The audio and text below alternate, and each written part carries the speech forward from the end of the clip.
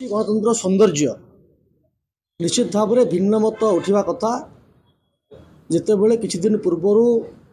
माननीय केंद्रमंत्री जो कथा उठे रेभेन्सा सेटा तांकर व्यक्तिगत मत एवं ना परिवर्तन को नहीं तर्जमा योग्य बोली कही तर्जमा करवा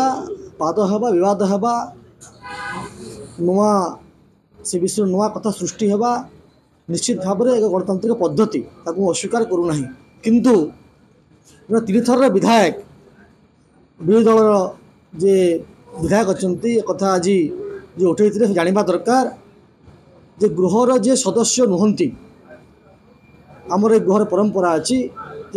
ना रे आलोचना हवा कथा नुहे कि आलोचना करवा कथा नुहे। द्वितीय विषय अच्छी यदि आम रेभेन्सा कथा को उठा जो कथा से कहते जे रेभेन्सा केवल गोटे ना नुहे यह ओडिशार स्वाभिमान मु पचार चाहूँगी स्वाभिमान केमती है जिते तांको समय नंग दुर्भिक्ष पड़ा एवं 30 लाख ऊर्ध्व लोक से प्राण हरते और कहीं हरते हरते जे जेतिकी धान मौजूद थिबा कथा लोकों आवश्यकता से धान मौजूद अच्छी बोली से रिपोर्ट देते तो से सरकार किसी व्यवस्था कर लोक प्राणहानि घटी एवं यह तर्जमा योग्य जो कथा कहले रेभेन्सा ओडिशार स्वाभिमान केवल ना नुहे रेभेन्सा टीएस रेभेन्सा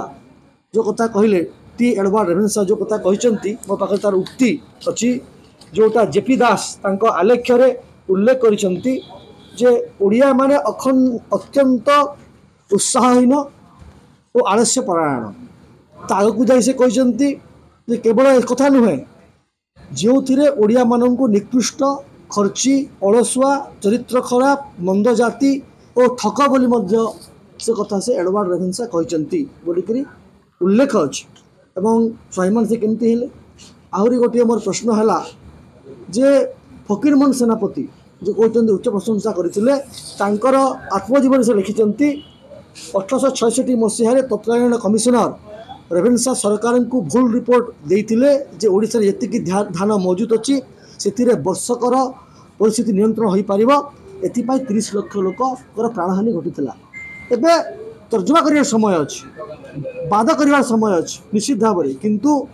जदि कहे जे यहाँ भूल मंतव्य व्यक्तिगत मंतव्य को लेकर गृह आलोचना करेंगे तो मु तो कहबी जे पर्यंत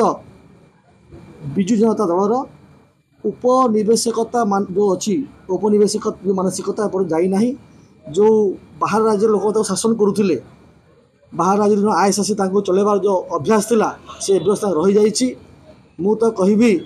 जे जेते बेले रोम जड़ूला से नीरो बंशीवादन करुले से भाई भाव में जिते बड़े ओडिशार लोक 30 लाख लोक